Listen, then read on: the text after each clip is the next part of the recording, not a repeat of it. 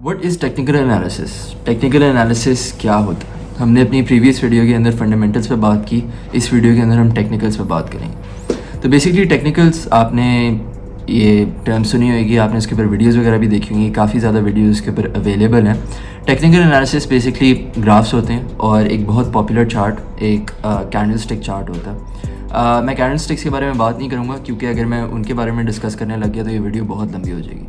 तो back to technicals के technical analysis जो होता है वो ग्राफ के थ्रू होता है, उसके ऊपर वेरियस ट्रेंड्स आपको नज़र आते हैं। और अगर हम बात करें इंपॉर्टेंस की कि फंडामेंटल्स और टेक्निकल्स के अंदर फ़र्क क्या होता है और इम्पोर्टेंस के लिहाज से कौन सी ज़्यादा इंपॉर्टेंट है, तो मैं ये कहूँगा कि तकरीबन 97-98% जो है वो फंडामेंटल्स को आप इंपॉर्टेंस दें और सिर्फ 2 या 3% आप टेक्निकल्स को इंपॉर्टेंस दें। और इसकी एक बहुत बड़ी रीज़न है जो कि ये है कि टेक्निकल एनालिसिस के थ्रू, एक ग्राफ के थ्रू आपको अंदाज़ा हो जाता है कि प्राइस नीचे जा रही है, ऊपर जा रही है, ट्रेंड क्या बन रहा है ओवरऑल।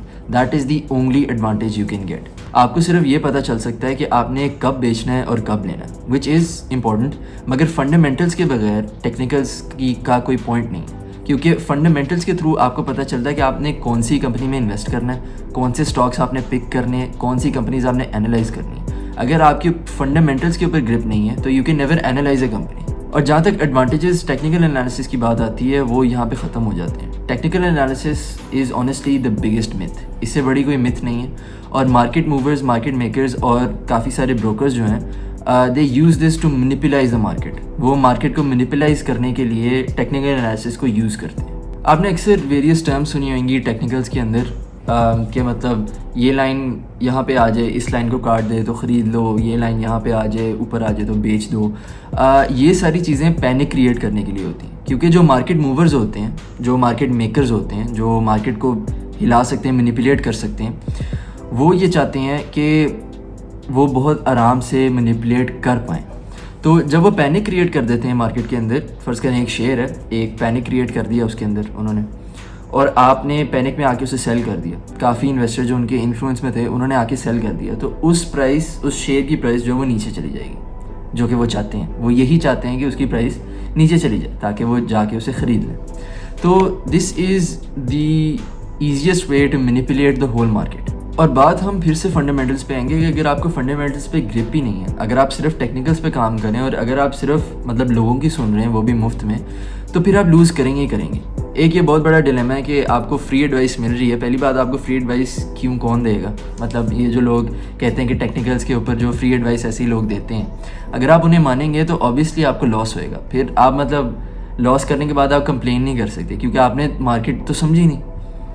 तो इस वजह से fundamentals are the most important thing.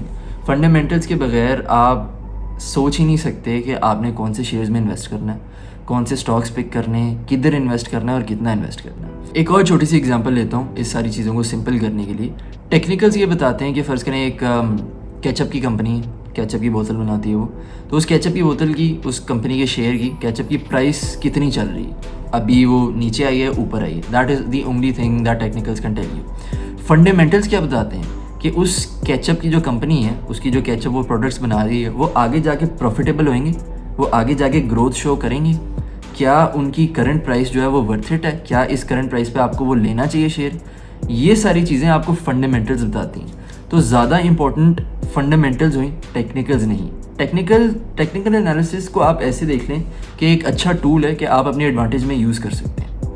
आप अगर समझ जाएं कि ग्राफ नीचे जा रहा है तो ये एक अच्छा बाइंग पॉइंट बनता है, ग्राफ ऊपर जा रहा है और आपके फंडामेंटल एनालिसिस के तौर पे उसकी प्राइस पीक कर गई है तो एक अच्छा सेलिंग पॉइंट है।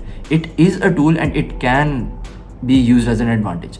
मगर फंडामेंटल्स के बगैर टेक्निकल्स एग्जिस्ट ही नहीं करते। अगर आप फंडामेंटल एनालिसिस पे मेहनत नहीं कर रहे, अगर आप एनालाइज नहीं कर रहे, अगर आप समझ नहीं रहे, तो फ़ायदा ही नहीं है टेक्निकल एनालिसिस को समझने का। और विद दैट बीइंग सेड, ये काफ़ी बात क्लियर हो गई है कि टेक्निकल्स किस चीज़ के लिए यूज़ होते हैं और कितना आसान है टेक्निकल्स के थ्रू इन्वेस्टर्स को, नए इन्वेस्टर्स को या पूरी मार्केट को मैनिपुलेट करना कितना आसान है। और अगर आप फर्दर इसका प्रूफ चाहते हैं तो एक आदमी है एंटन क्रील के नाम से, आप उन्हें गूगल कर सकते हैं, आप उन्हें यूट्यूब कर सकते हैं। उनकी फील्ड ही टेक्निकल्स है, उनकी फील्ड टेक्निकल एनालिसिस है। आप उनकी बातें भी सुन सकते हैं which will further prove my point. तो बात वहीं ख़त्म हुई कि ये एक छोटा सा इंट्रोडक्शन था टेक्निकल्स पे اور جہاں تک امپورٹنس کی بات آتی ہے، فنڈامنٹلز آر ویری امپورٹنٹ. میں نے یہ پچھلی ویڈیو میں بھی کہا، میں نے یہ اس ویڈیو میں بھی کہا، اور جہاں بھی اسٹاک مارکیٹ کی بات ہوتی ہے وہاں پہ فنڈامنٹلز کہیں نہ کہیں ضرور آتے ہیں، کیونکہ ان کے بغیر اسٹاک مارکیٹ ہے نہیں.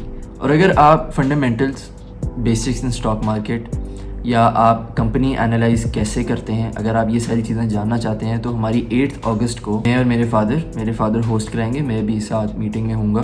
ہم ایک ورک شاپ ہوسٹ کرا رہے ہیں اپنی PSX learn to invest in the Pakistan stock exchange. اگر آپ اس کے اندر رجسٹر ہونا چاہتے ہیں تو آپ کی اسکرین پہ ایک نمبر آ رہا ہوگا، واٹس ایپ ٹیکسٹ اور اونلی ہے. تو اگر آپ میسج کریں تو آپ کو ساری ڈیٹیلز مل جائیں گی. اگر آپ جوائن کرنا چاہتے ہیں تو آپ ضرور آئیں. اور میں اپنی انڈیویجول ورک شاپس بھی ہوسٹ کرانے لگا ہوں ینگسٹرز وغیرہ کے لیے، تو وہ تھوڑی دیر میں وہ بھی شروع ہوئیں گی. اور انشاءاللہ مجھے امید ہے کہ آپ کے علم میں اضافہ ہوئے گا اس ویڈیو سے، اور انشاءاللہ میں اور ویڈیوز بناتا رہوں گا. Thank you for watching. اللہ حافظ.